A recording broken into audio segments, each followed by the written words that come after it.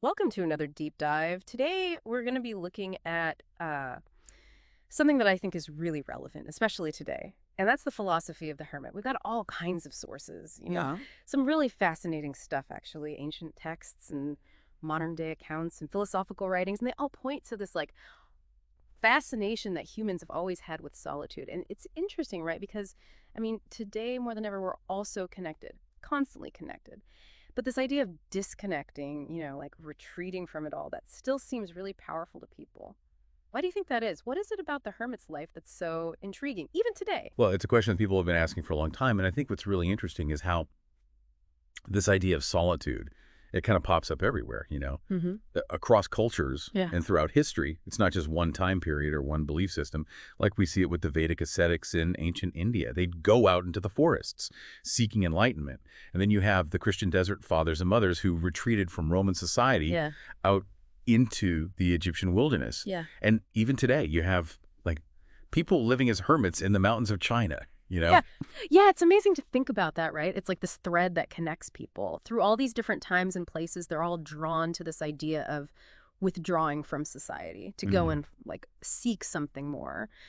I was really struck by the stories about the desert mothers. These women were just, wow, so incredibly strong. They chose to live in isolation in the desert. They often faced all kinds of hardship and persecution. And they did all that in their pursuit of like spiritual liberation. What Yeah. do you think drove them to make such a radical choice? Yeah. I think their motivations were complex, like most things. But it does seem like a major factor was this deep disillusionment with the world, the society around them. Mm. Like back then, the Roman Empire was going through a ton of upheaval, socially and politically. And the church, which used to be a source of refuge, it started to become more and more entangled with worldly power. And for a lot of people, I think, like those desert mothers, that must have felt like a betrayal of their spiritual ideals. So they saw solitude as a way to, escape the corruption, get away from the distractions, and just reconnect with what they saw as true and essential. Yeah, that idea of retreating from a world that just feels out of sync with your values, I think a lot of people can relate to that today too. Like, Yeah. right? Like look around, people are disillusioned with the political systems, Right. with this constant pressure of consumerism, and just the overwhelming nature of technology in our lives. Absolutely. Yeah. There's actually a quote from one of the sources we looked at that I think sums it up perfectly. It says, "The juice simply isn't worth the squeeze." Mm. When I read that, it just felt, I don't know, like really weary. Like this feeling that Uh-huh. the systems we've got in place, they're just not serving us anymore. And maybe the only way to find real peace is to step outside of it all.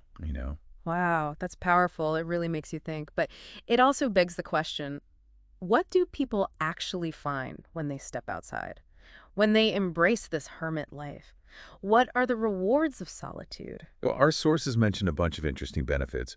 One of the biggest ones is this profound sense of inner peace. When you disconnect from all the noise and demands, Yeah. all that stuff that the world just keeps throwing at you. There's this story about Christopher Knight. Have you heard of him? The North Pond Hermit. I think so. He lived completely off the grid in Maine for, get this, 27 years Hmm. in the woods. And he later talked about that time.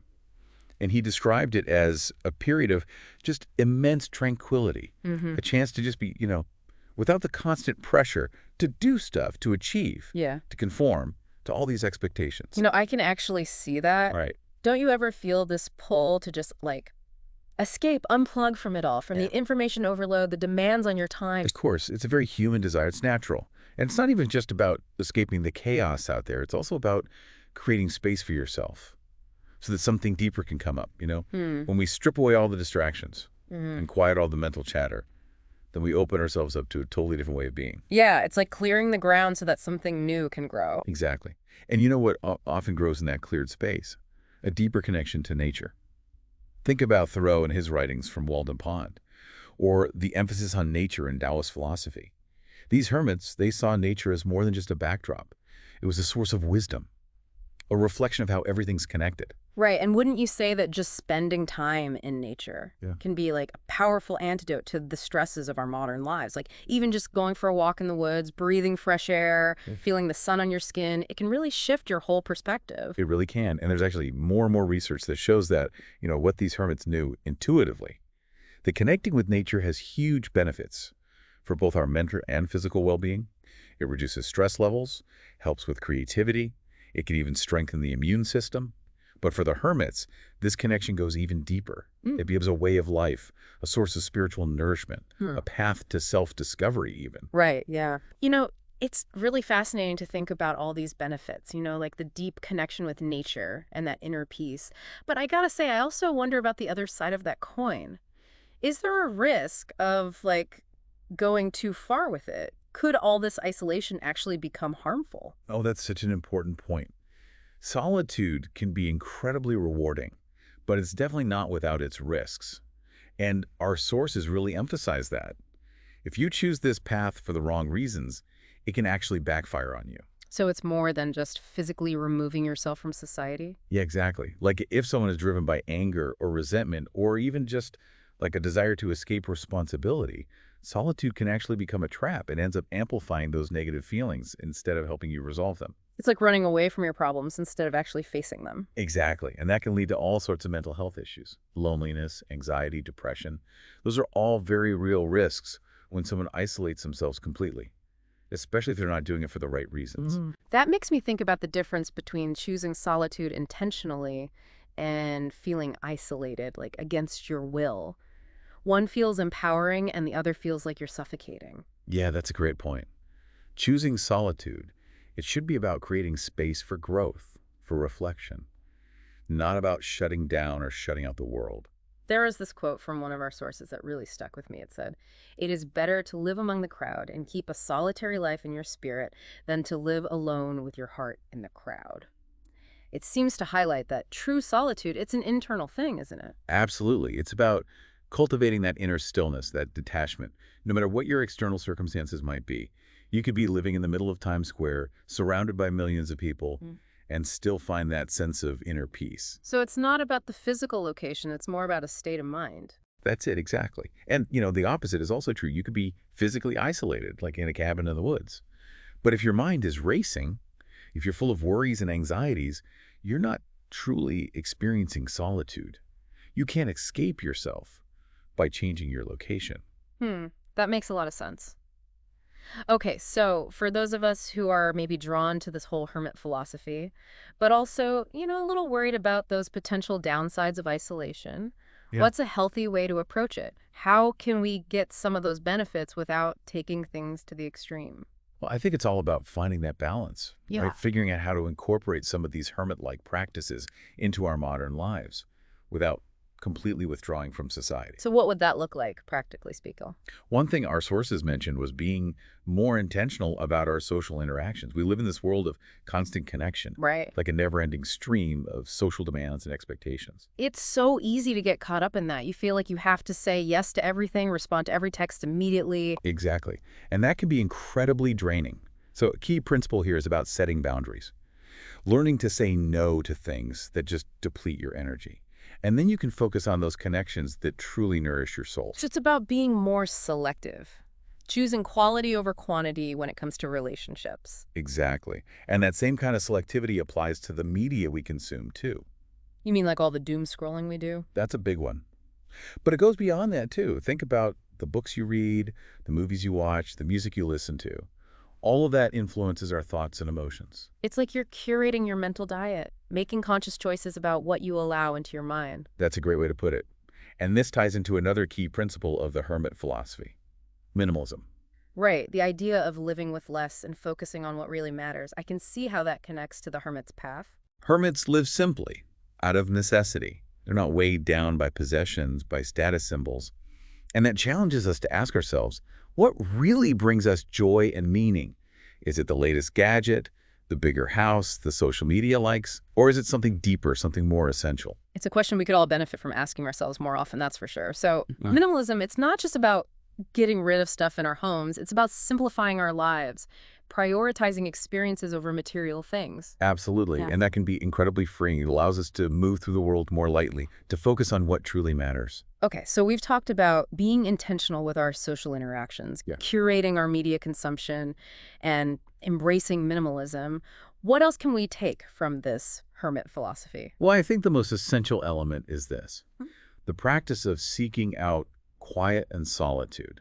That's really the foundation, wouldn't you say? Yeah. It's in those moments of stillness that we can really reconnect with ourselves, tap into our intuition, and gain clarity about what's truly important. Makes sense, but it doesn't have to mean hours of meditation in a cave, right? Not at all. It could be as simple as taking a walk in nature, reading a book in a quiet corner, or even just sitting in silence for a few minutes each day.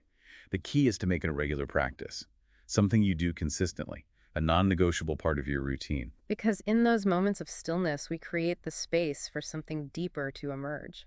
Exactly. It's like hitting pause on all the noise and demands of the world and just allowing ourselves to be. So even though the full-on hermit life might not be for everyone, we can all benefit from taking some of these principles and applying them. It's about that balance between connection and solitude, engaging with the world, but also nurturing our inner world. Because ultimately, the hermit's journey is a journey inward. It's a quest for self-discovery and a deeper understanding of our place in the universe.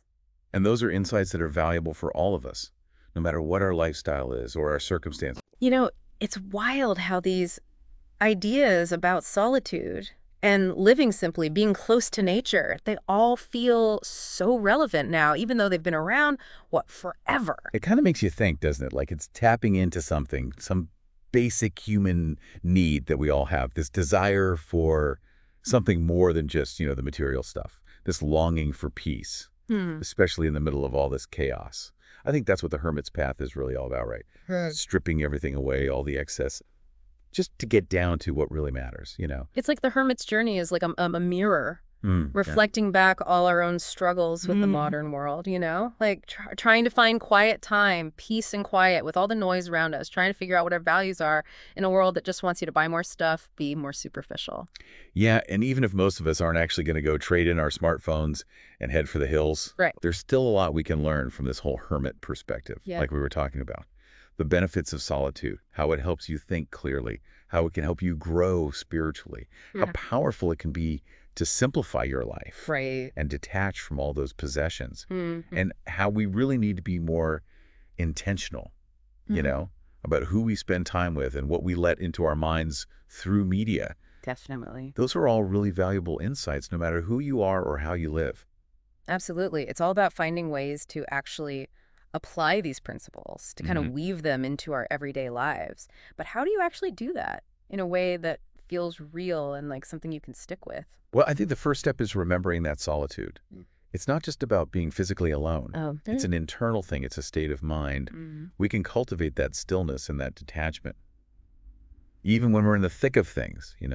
It's about looking for little moments throughout the day. Oh, like what? Simple things, like taking a few deep breaths before you dive into work.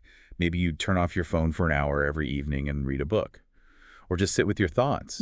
Maybe take a walk in nature during your lunch break. Get away from the screens for a bit. Yeah, I like that. Find those little pockets of quiet, those little rituals that help us reconnect with ourselves. And they don't have to be big, complicated things. Right. It's about making those small, consistent choices. Exactly. Choices that are all about like simplicity, being intentional with your time and energy. Right. And as you start doing that, you might be surprised. You'll probably find that your whole relationship with solitude starts to change. It becomes less about escaping and more about creating space for yourself to grow, to think, to connect with something bigger.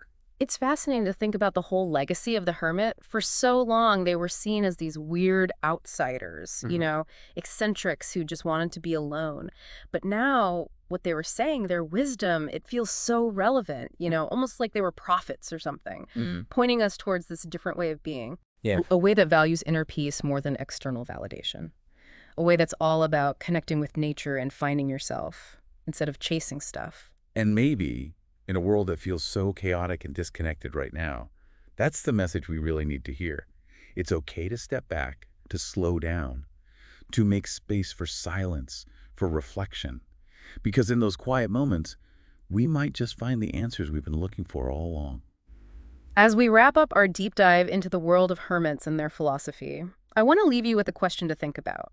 What's your own relationship with solitude? Is it something you crave, something that kind of scares you? And how could you bring some of these ideas like stillness, simplicity, intentionality, how could you bring them into your own life in a way that feels right for you? It's been great exploring these ideas with you today. And to everyone listening, thanks for joining us on this deep dive. Until next time, keep exploring, keep asking questions, and keep looking for those moments of quiet connection wherever you can find them.